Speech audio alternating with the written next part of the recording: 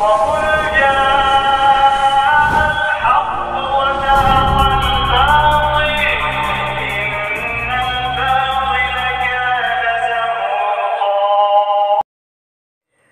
بسم اللہ الرحمن الرحیم. سامعین، آج کی اس ویڈیو میں ہم سورج گرہن اور چاند گرہن کی شرعی حیثیت جانیں گے کہ اس کی شرعی حیثیت کیا ہے اور ہمیں ایسے وقت میں کیا کرنا چاہیے. سورج گرہن اور چاند گرہن یہ اللہ تبارک و تعالیٰ کی قدرت کی نشانیاں ہیں.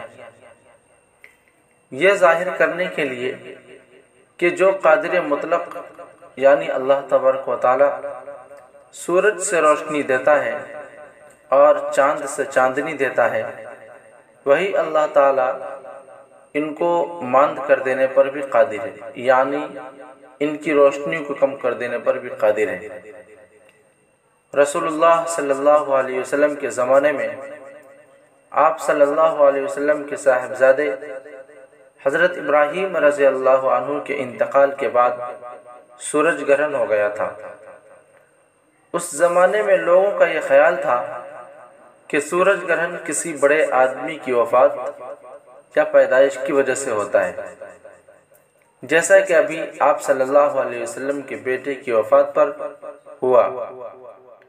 تو آپ صلی اللہ علیہ وسلم نے اس عقیدے کی نفی فرمائی. بخاری شریف کے اندر ہے، حضرت ابو بردہ اور حضرت ابو موسیٰ رضی اللہ عنہما سے روایت ہے کہ انہوں نے بیان کیا کہ سورج گرہن ہوا تو نبی صلی اللہ علیہ وسلم اس طرح گھبرائے ہوئے کھڑے ہوئے جسے قیامت آ گئی ہو. آپ صلی اللہ علیہ وسلم مسجد میں آئے اور لمبی نماز پڑھی. اس سے پہلے آپ صلی اللہ علیہ وسلم کو ایسا کرتے ہوئے کبھی نہیں دیکھا گیا تھا، اور آپ صلی اللہ علیہ وسلم نے فرمایا کہ یہ نشانیاں ہیں جو اللہ بزرگوں برتر بھیجتا ہے. یہ کسی کی موت اور حیات کے سبب سے نہیں ہوتا ہے، بلکہ اللہ تعالیٰ اس کے ذریعے اپنے بندوں کو ڈراتا ہے. جب تم اس کو دیکھو تو ذکر الہی اور دعا و استغفار کی طرف دوڑو.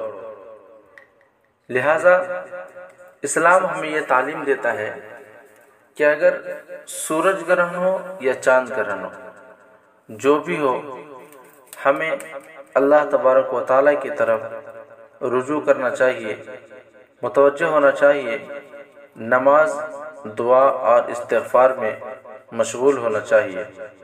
صحیح بخاری جلد 2 صفحہ 39.